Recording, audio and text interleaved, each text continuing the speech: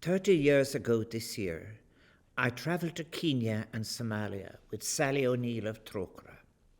Trokra were working in cooperation with the elders on a seeds and wells programme in Gedo province of Somalia that is just across from the large Mandera refugee camp. We began in Mandera, where there were 50,000 people.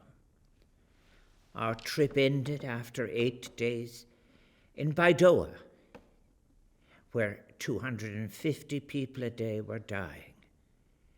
Known as the City of Death, we saw at first hand the famine's impact on a highly vulnerable population dying from lack of food and water. That visit deeply moved me and left a lasting impression. As I left Somalia, Mogadishu airport, President Mary Robinson was arriving. She was responding to a request from Trokra Concern and Goal, and she would go on to give an interview from Mandera refugee camp that was as heartbreaking as it was enraging. She immediately left for the United Nations in New York to tell of what she saw. The response of the international community to what she described was that it must be never again. Last Sunday, when I spoke to Abir Rashid Haji of Concern, he told me of women who were lighting fires with no food to cook, lighting fires just to keep the children's hopes up that there might be food. After the visit of 1992, 20 years, in 2011, Mary Robinson travelled again to the region with Irish development agencies to sound the alarm on another devastating hunger crisis unfolding in the region. At that stage, the United Nations were reporting that over 13 million people across Ethiopia, Kenya and Somalia were at risk due to one of the worst droughts to strike the region in 60 years.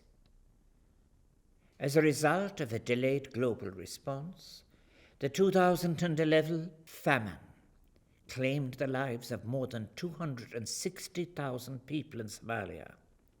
Half of them were children under 5.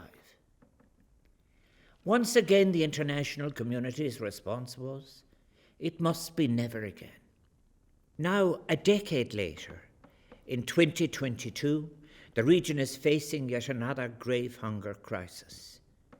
It differs for Somalians in that there is not a neighbouring country now to which one might flee.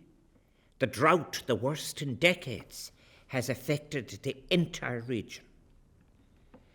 The catastrophic famine, and it is that, which now threatens the entire region, is one of huge proportions. One person is likely to be dying of hunger now every 48 seconds in drought-ravaged Ethiopia, Kenya and Somalia in the Horn of Africa, according to recent estimates in a report by Oxfam and Save the Children. That report states that the number of people experiencing extreme hunger in these countries has more than doubled since last year, from over 10 million to more than 23 million today, with nearly 500,000 people in parts of Somalia and Ethiopia facing famine-like conditions. Children are affected, and the United Nations has warned that in Somalia alone, up to 350,000 children may die unless action is taken, and taken now. This is what is unfolding as I speak, already being called the greatest humanitarian crisis since the Second World War.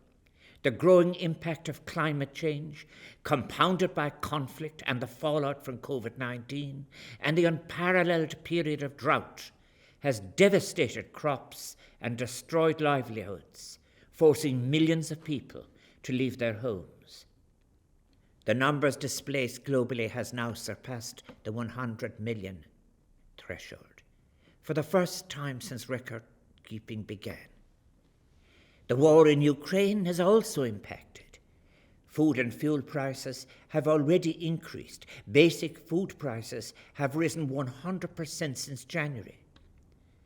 Where understandably our attention has been deflected from other global crises onto the site of the war and the suffering of brave Ukrainian people, its consequences for the most threatened in Africa cannot afford to be ignored.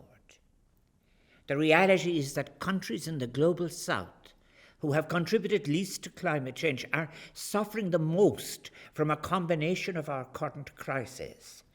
They are carrying immediate and terrible consequences, reflected in the images we are seeing coming from the Horn of Africa in recent months. Images of malnourished children, dead animals strewn across burnt sands, families on the move, and people yet again on the verge of famine. As to climate change and its consequences, rich and industrialized countries have contributed around 92% of excess historical emissions and 37% of current emissions, whereas Africa's current emissions stand at just 4%. The collective carbon emissions of Somalia, Ethiopia and Kenya, who represent 2.5% of the world's population, is 0.1% of the global total. We as a nation and the global community cannot avert our gaze. We have a moral and ethical responsibility as a country that has historically known terrible deprivation and hunger ourselves, to reach out and support our brothers and sisters in need. Hunger represents the grossest of human rights violations and one of the greatest ethical challenges facing the world today. We urgently need a renewed effort to help prevent the deaths of millions of poor and marginalized people. As a matter of extreme urgency, the international community needs to make the funds required available to stave off a pending humanitarian disaster and to get immediate aid to people who are starving in Africa. The United Nations estimates that humanitarian funding of $4.4 billion is required to provide the life-saving assistance and protection in the region. To date, the appeal is drastically underfunded. The international community must ensure that commitments on climate change and sustainable development are turned into funded and implementable policies and actions. What is required is a robust regulatory framework which protects our fragile and threatened environment and which also respects the right of small landholders to remain on their land and retain access to water resources. The international community is challenged by this threatened famine and all famines to honour its obligations to climate change adaptation.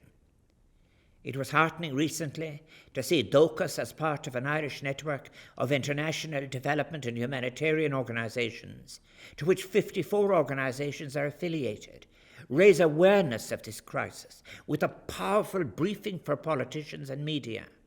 I thank them for all the valuable work they are doing, the facts they are putting before us. Such detail on the fragility of food systems, including the looming tragedy that might come from East Africa as a result of its dependence for its wheat on Ukraine and Russia. Dependence that goes over 90%. Irish humanitarian organisations, missionaries and the Irish government through Irish Aid have for many years been providing highly effective assistance to millions of people across the Horn of Africa region, as well as other parts of the world. The reputation of the Irish in the region is immense, based on our track record of practical solidarity, and not just words. That this support is maintained and increased is now more important than ever. The late Sally O'Neill, my friend, was a Trócaire stalwart who for over 3 decades dedicated her life to defending on several continents the human rights of people living in poverty. Her spirit lives on in the hundreds of Irish Aid agency staff who are working on the front line, transforming lives of millions every day. As President of Ireland, Maruk Heron, I salute them for their passion and dedication, and offer them solidarity too. Let us be in no doubt that the starvation of famine now faced on such a more dangerous level is as much a political failure today as it was when President Mary Robinson, Sally O'Neill and I visited Somalia in 1992, and when President Mary Robinson visited the country again in 2011. Famine in the Horn of Africa is showing us so clearly and tragically as how all of our current global crises are connected, and that connection must be recognized. For example, the war in Ukraine has had a serious impact on food insecurity in the region of which I speak. Wheat and wheat products account for 1/3 of the average national cereal consumption. Regionally, 84%. In the case of Somalia, it is 92%. Of that demand is met by imports from Russia and Ukraine. We cannot let famine in the Horn of Africa slip down and off the agenda of those who have most to give, such as the participants at the G7. Smaller countries have been giving a lead in response to the tragically very poorly supported $4.6 billion needed now. For example, Ireland is the 7th largest contributor to the United Nations Central Emergency Response Fund. It is a global catastrophe which threatens, indeed which has arrived. A global response is needed now if our words of before, "it must be never again," are to carry the ring of authenticity. Each day of delay on action is costing lives. Globally, we have the capacity to anticipate and prevent regional and global famines. Give meaning to those words, never again.